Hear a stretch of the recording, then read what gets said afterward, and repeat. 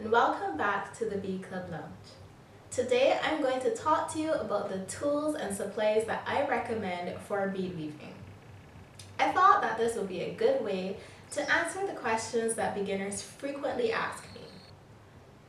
I always get questions about where you can buy supplies as well, so I have actually placed links for all the items that I'm going to mention today in the description box down below, along with a link to a blog post where I give you more details about each item.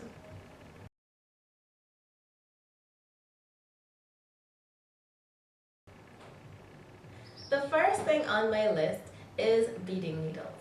And this should seem obvious because bead weaving is the art of stitching beads together. Beading needles are different from regular sewing needles even though they look similar. They are thinner, more flexible, and have smaller eyes.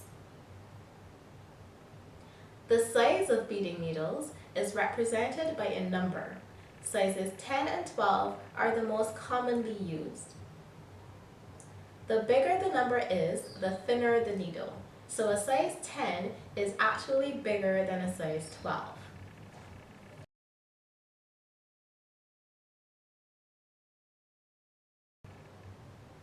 The second item that you will need is beading thread. Again, fairly obvious. There are two main types of thread used for bead weaving. The first is gel spun polyethylene or GSP threads, and popular brands of these are Fireline, Wildfire, and Power Pro. GSP threads are very strong and resistant to stretching, and they are also difficult to cut, which makes them good for working with crystals or other beads that may have sharp edges.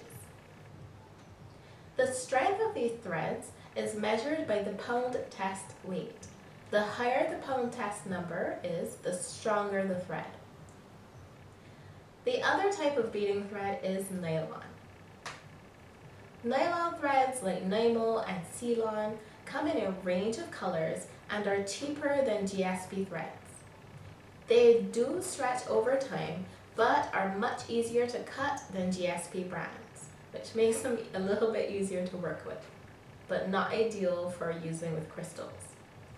The size of this kind of thread is represented by a letter.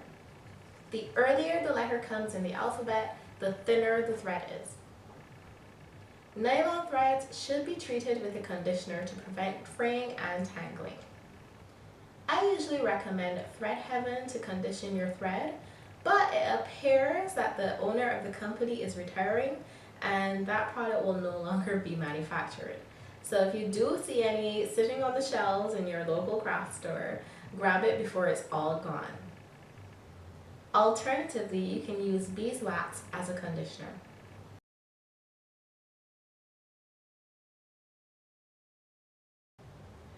A scissors is essential to bead weaving. How else are you going to cut your thread? Your scissors needs to be sharp, especially if you're working with threads like Fireline. A sharp scissors prevents the ends of your beading thread from fraying. Frayed ends can be incredibly difficult to pass through the eye of the needle because it's so narrow.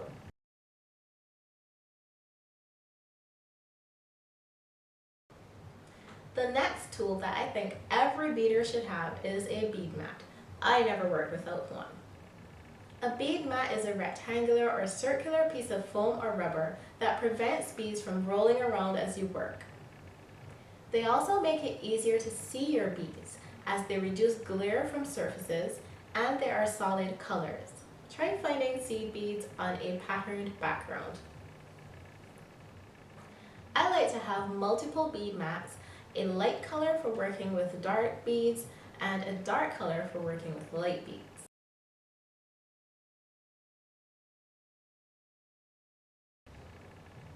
The final tool I will recommend is a good lighting source. Daylight is great, but you may need a lamp if you're going to be working at night. Have a bright task lamp at hand, one that can point in the direction that you need it to. So there you have it. Those are my 5 must-have tools for any person who is interested in bead weaving. Remember to check the description box down below for links to all of these tools that I have mentioned, and click the thumbs up button if you like this video, and also hit that subscribe button if you haven't already. Thank you so much for watching. Until next time, bye bye.